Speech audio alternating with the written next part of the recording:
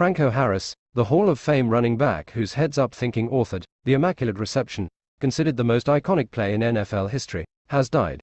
He was 72. Harris's son Doc told the Associated Press his father passed away overnight. No cause of death was given. His death comes 2 days before the 50th anniversary of the play that provided the jolt that helped transform the Steelers from also-rans into the NFL's elite, and 3 days before Pittsburgh is scheduled to retire his number 32 during a ceremony at halftime of its game against the Las Vegas Raiders. Harris ran for 12,120 yards and won 4 Super Bowl rings with the Pittsburgh Steelers in the 1970s, a dynasty that began in earnest when Harris decided to keep running during a last-second heave by Steelers quarterback Terry Bradshaw in a playoff game against Oakland in 1972. With Pittsburgh trailing 7-6 and facing 4th and 10 from their own 40-yard line and 22 seconds remaining in the fourth quarter, Bradshaw drifted back and threw deep to running back French Fuqua. Fuqua and Oakland defensive back Jack Tatum collided, sending the ball careening back toward midfield in the direction of Harris. While nearly everyone else on the field stopped, Harris kept his legs churning, snatching the ball just inches above the Three Rivers Stadium turf near the Oakland 45, then outracing several stunned Raider defenders to give the Steelers their first playoff victory in the franchise's 4-decade history.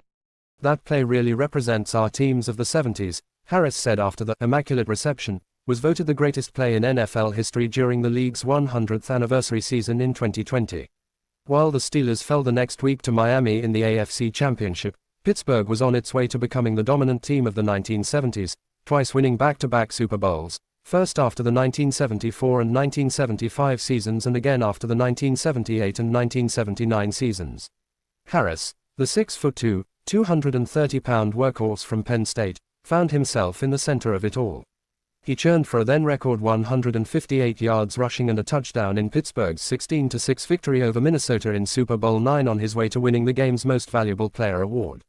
He scored at least once in 3 of the 4 Super Bowls he played in, and his 354 career yards rushing on the NFL's biggest stage remains a record nearly 4 decades after his retirement.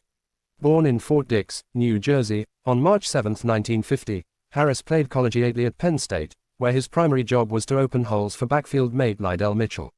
The Steelers, in the final stages of a rebuild led by Hall of Fame coach Chuck Noll, saw enough in Harris to make him the 13th overall pick in the 1972 draft.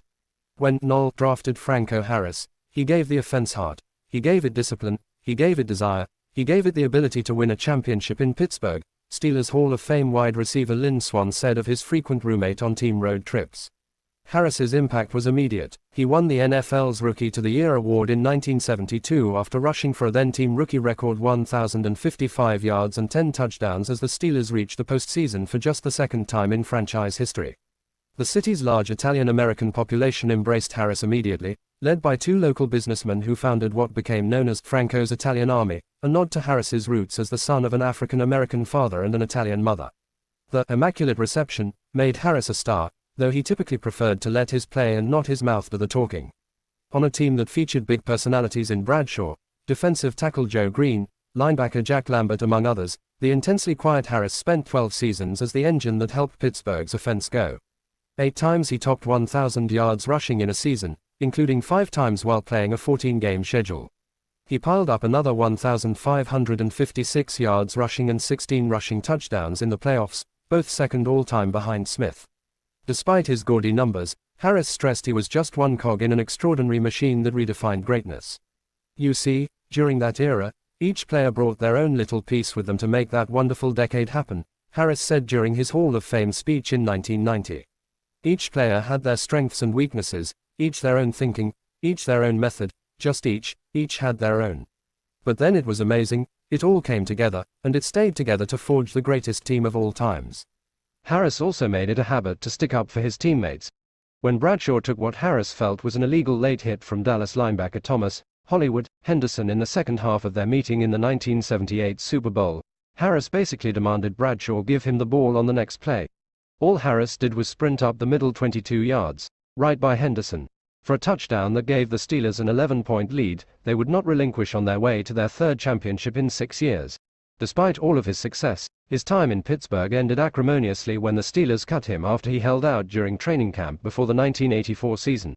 Noll, who leaned on Harris so heavily for so long, famously answered, Franco who, when asked about Harris's absence from the team's camp at St. Vincent College, Harris signed with Seattle, running for just 170 yards in 8 games before being released in mid-season.